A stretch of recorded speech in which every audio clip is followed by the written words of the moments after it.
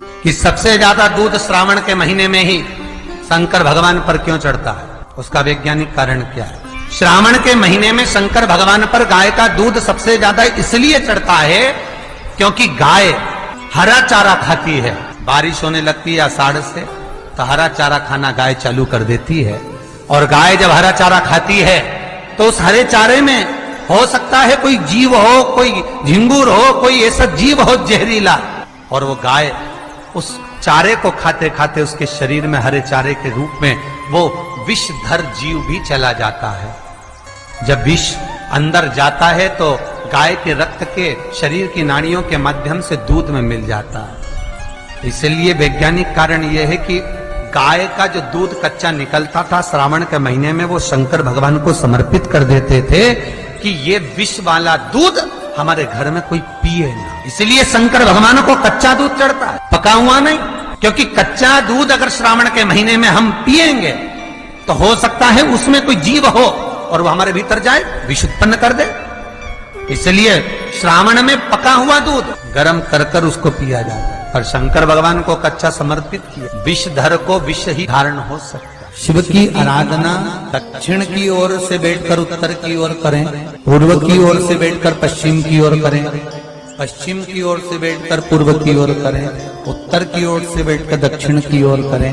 शिवलिंग तो चारों तरफ से गोल है, उसका फल क्या क्या? प्रश्न अच्छा है, प्रश्न बहुत अच्छा। पूर्व से पश्चिम की ओर, पश्चिम से पूर्व की ओर। अगर मान लो शिवालय में आप जा रहे हैं, आपका मुख पूर्व की ओर है, आप शंकर जी की आराधना कर रहे हैं, तो वो भाग भगवान शंकर पार्वती जी के साथ स्वीकार करते हैं। आप जो मांग रहे हैं वो मिलेगा, प्राप्त होगा। आपका मुख अगर पश्चिम में आप जाकर बैठ रहे हैं और पूर्व का मुख है तो आपको मिल रहा है, और पूर्व से पश्चिम की ओर यदि आपका मुख है और आप भगवान को कुछ दे रहे हैं तो वहां शंकर पार्वती और गणेश का स्मरण चढ़ाओगे, मिलेगा। उत्तर से दक्षिण की ओर मुख कर कर बैठकर आप शिव की आराधना कर रहे हो, कार्तिकेय, गणेश, पार्वती, शिव को प्राप्त कर रहे हो। आपका दिया गया भाग पितरों को भी प्राप्त होगा।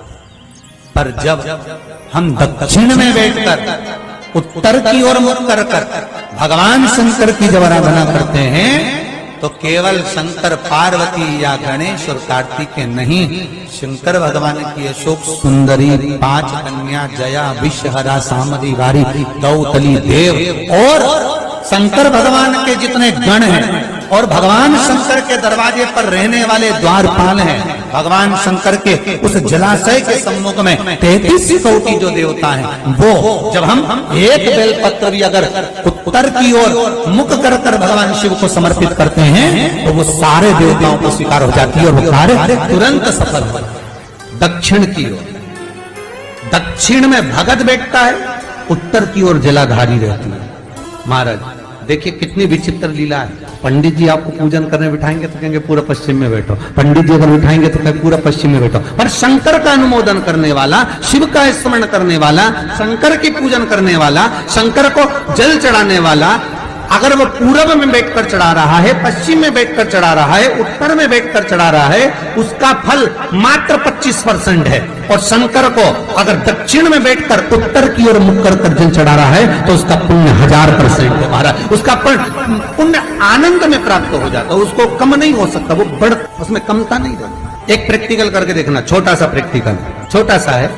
मान लो किसी व्यक्ति को बहुत तेज बुखार आ रहा है, बहुत तेज बुखार है, कोई बच्चा है, कोई बड़ा है और उसको बहुत तेज बुखार आ रहा है। अब आज के जमाने में बुखार कोरोना के चक्कर में भी है, वो भी ध्यान रखना हो।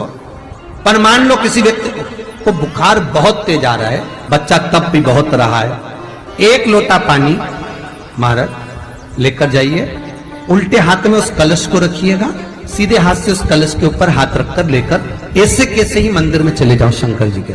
दक्षिण की ओर खड़े हो, उत्तर की ओर मुख करो, एक पात्र भी लेकर जाओ, उस पात्र को जहां से पानी गिरता है वहां रख दीजिए और उस पानी को शंकर जी को चढ़ा दीजिए। उस पानी को लेकर जाओ, एक बाल्टी में डाल दो, दूसरा पानी उसमें भर लो, जिस व्यक्ति को बुखार आ रहा है उसको स्नान करा दो।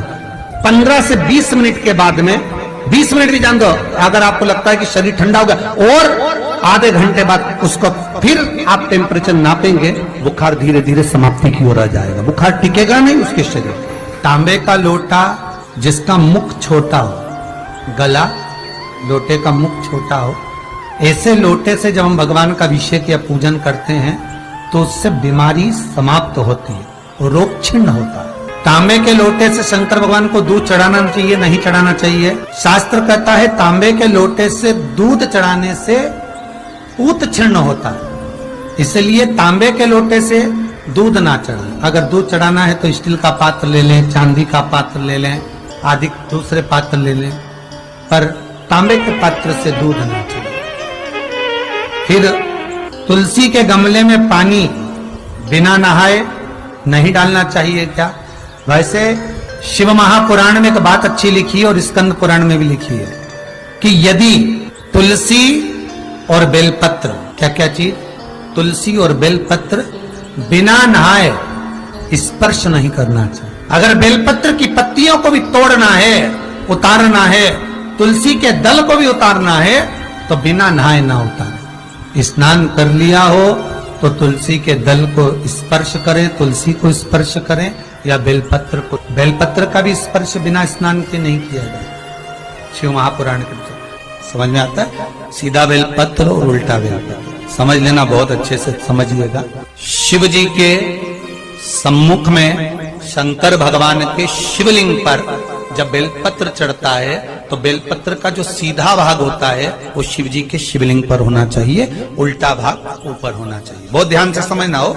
जब नंदीश्वर को बेलपत्र चढ़ाते हो, नंदी जो बाहर होता है उसको बेलपत्र चढ़ाते हो, तो नंदी को 2 जगह बेलपत्र चढ़ती है, आपको ध्यान में होगा। पहली बेलपत्र नंदी को जब चढ़ती है तो नंदी के सामने चढ़ती है, तो उसका बेलपत्री का जो डंडी का मुख है वो नंदी की ओर होता है और बेलपत्री की पत्ती का मुख शंकर जी की ओर होता है। समझ में आ रहा है सबको?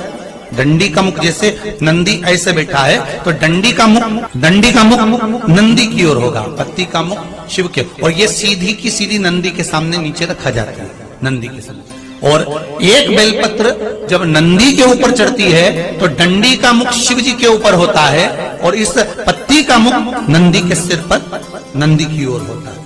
ये दोनों में बहुत अंतर है। जैसे कोई बच्चा कोई कंपटीशन एग्जाम के लिए जा रहा हो या कोई परीक्षा देने के लिए जा रहा हो, पढ़ाई करे, स्मरण करे, तैयारी करे, वो अपनी जगह पर है। और ऐसा नहीं होता कि बच्चे पढ़ते नहीं है या तैयारी नहीं करते हैं। इसके बाद भी अगर उनका इंटरव्यू में पास नहीं होते या एग्जाम में पास नहीं होते तो उसके लिए ये दोनों बेलपत्री बड़ी काम करती है। बहुत ध्यान देना, जो नंदी के सामने बेलपत्र रखकर जाना, शिव जी के सम्मुख में बेलपत्र रखकर जाना, मतलब नंदी के सम्मुख में जब रखाएगी तो डंडी जम के बोली है कहां होना चाहिए?